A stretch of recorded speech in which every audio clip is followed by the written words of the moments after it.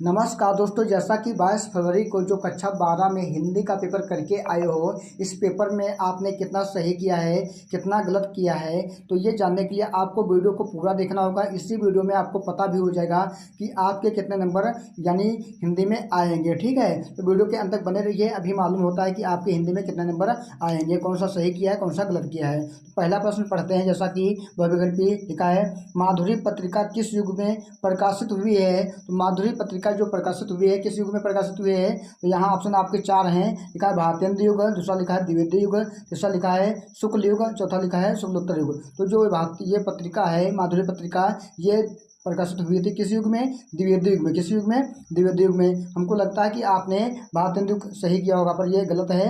आपका सही जो है वो द्विवेदी युग है। ठीक है, अगला प्रश्न आता है आपका, शेखर एक जीवनी के लेखक हैं। तो शेखर एक जीवनी के लेखक कौन है, अज्ञेय है। कौन है, अज्ञेय, यानी इसमें का तीसरा वाला सही है।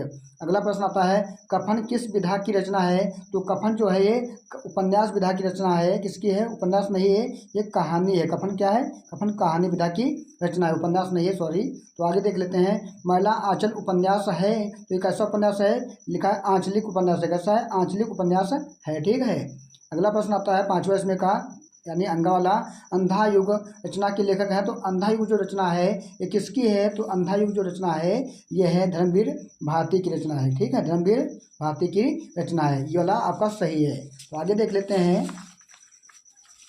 अगला प्रश्न आपका आता है, कौन सा है प्रश्न आपका अगला, ये है, हाँ, लिखा है रामचरितमानस की रचना किस भाषा में हुई है। ठीक है, रामचरितमानस की रचना किस भाषा में हुई है, तो अवधि में हुई। किस में हुई है, अवधि में हुई है, ये ऑप्शन आपका सही है, पहला वाला। अगला लिखा है परमाल रासो का रचना काल है। तो परमाल रासो का रचना काल कौन सा है, तो ये है आदिकाल। क्या है, आदिकाल, ये भी सही इसमें है।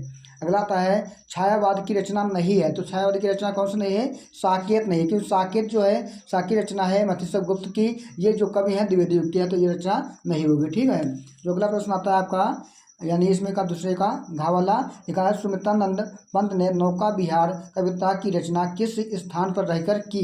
तो ये जो है इसमें का पहला ऑप्शन है काला कांकर। काला कांकर, ये जो स्थान है यहीं पर रहकर इन्होंने नौका विहार की रचना यानी कविता लिखी थी, यानी रचना की थी। ठीक है, अगला प्रश्न आता है, वेदना की प्रतिमूर्ति किस काव्यत्री को कहा जाता है। तो इसमें का यानी दूसरा ऑप्शन सही है, महादेवी वर्मा जो हैं इनको कहा जाता है, यानी वेदना की प्रतिमूर्ति किस, ठीक है, कहा जाता है।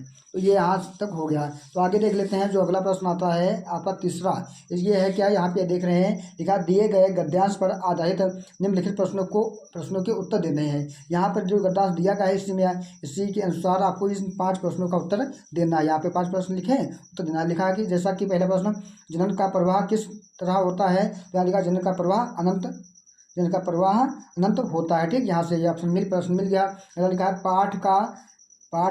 पाठ का शीर्षक एवं लेखक का नाम लिखा है, किस पाठ से लिया गया है। तो पाठ का नाम है राष्ट्र का स्वरूप, पहला पाठ है, जो उसके ये शीर्षक हो गए। इसके लेखक जो हैं वासुदेव शरण अग्रवाल हैं। ठीक है, इसके अगला प्रश्न मिलता है, देख रहे हैं, रेखांकित अंश की व्याख्या कीजिए। जितने में रेखा खींची है इतने की आपको करनी है व्याख्या। ठीक है, फिर आता है सूर्य की रश्मियाँ क्या क्या प्रभाव पड़ता है। तो इसी में आपको मिल जाएगा। ठीक है, राष्ट्रीय जन्म के किसके साथ दामत्ती स्थापित किया गया है। तो इसी में ये सब प्रश्न मिल जाते हैं। फिर आता है चाहे ये वाला कर लेना, और इसके अलावा नहीं वो वाला आता है तो आप ये वाला कर सकते हो जो यहाँ पे लिखा है। ठीक है, ये जो है ये भाषा और आधुनिकता से लिया गया है। जो इसके लेखक हैं वो लेखक हैं प्रोजेडी सुंदर रेड्डी हैं। ठीक, इसके अगर आपको पता होगा इसी में से सभी प्रश्न मिल जाएंगे। तो ऐसे आपको अगर किया होगा आपने तो आपके नंबर पक्का है, सही आपको मिलेंगे। ठीक है, आगे देख लेते हैं। अब आ जाएगा यहाँ पे चौथा प्रश्न, दिए गए पद्यांश पर आधारित निम्नलिखित प्रश्नों के उत्तर देने हैं। तो यहाँ पे लिखा है ये पद्यांश दिया है, ये पद्यांश कहाँ तक दिया है, यहाँ तक दिया है पद्यांश, ये यहाँ तक दिया है। अब इसके नीचे आपको 5 प्रश्न दिख रहे हैं, 5 दिख रहे हैं ना, 5 दिख रहे हैं। पहला लिखा है उपयुक्त पद्यांश के शीर्षक एवं रचयिता का नाम लिखे। इसका शीर्षक कौन है, शीर्षक जो है ये गीत है। क्या है, गीत है। तो रचयिता इसके हैं मत्स्य गुप्त है इसके। ठीक है, इस वाले के यह यानी लिया गया है, गीत से लिया गया है, जो मत्स्य गुप्त का गीत है उसमें से लिया गया है। अगला लिखा है उर्मिला ने शिव का तीसरा नेत्र किससे बताया। तो उर्मिला ने शिव का तीसरा नेत्र माथे की बिंदी को बताया, जो माथे की बिंदी होती है इससे शिव का तीसरा नेत्र बताया। ठीक है, इस पद्यांश में किस ऋतु का वर्णन किया गया है, यानी शीत ऋतु का वर्णन किया गया है। यह पद्यांश किस ग्रंथ से उद्धत है? जो यह पद्यांश है ये साकेत ग्रंथ से उद्धत है। और लिखा है रेखांकित पंक्ति की व्याख्या कीजिए, इसमें में रेखा खींचिए, इतने की आपको क्या करनी है? व्याख्या करनी है। अगर किया होगा तो आपके 10 नंबर यानी कंप्लीट हो गए होंगे। ठीक है, इस प्रकार से करना था। आगे देख लेते हैं थोड़ा और। तो ये अगर पता है तो ये कर लिया होता, अगर नहीं पता होता तो आप ये कर सकते हो। तो लिखा सावधान मनुष्य, यानी जो ये लिया गया है सावधान मनुष्य, अभिनव मनुष्य पाठ एक है, आपने पढ़ा होगा रामधारी सिंह दिनकर का। ठीक है, वहाँ से लिया गया है, वहीं से लिया गया है ये पैराग्राफ पद्यांश। इसमें से आपको 5 प्रश्न का उत्तर देना है। अगर दिया होगा तो आपके पूरे 10 नंबर कम्प्लीट हो गए। एक ही करना था, है ना। तो आगे देख लेते हैं। यहाँ पे आ गया है 5वां प्रश्न। निम्नलिखित में से किसी एक लेखक का साहित्यिक परिचय देते हुए उनकी प्रमुख रचनाओं का उल्लेख करना है, यानी जीवन परिचय लिखकर उनमें साहित्यिक परिचय लिखना है और उनकी एक दो रचनाएं आपको पता है, उनका उल्लेख करना है 80 शब्दों में। ठीक है, शब्द सीमा कितनी है? 80। ठीक है, तो यहाँ पे आपको ये तो पता होगा, पक्का पता होगा, ये भी पता होगा, ये नहीं पता होगा तो कोई बात नहीं, एक इसमें से आपको लिखना था, पता होगा, यानी आपके 5 नंबर कम्प्लीट हो गए होंगे। इस प्रकार से आपको पद्य में लिखना है। पद्य में दिए गए हैं अयोध्या सिंह उपाध्याय हरिऔध, ये शंकर प्रसाद, ये तो आपको पक्का पता होगा, ये आपके 5 नंबर कम्प्लीट हो गए होंगे।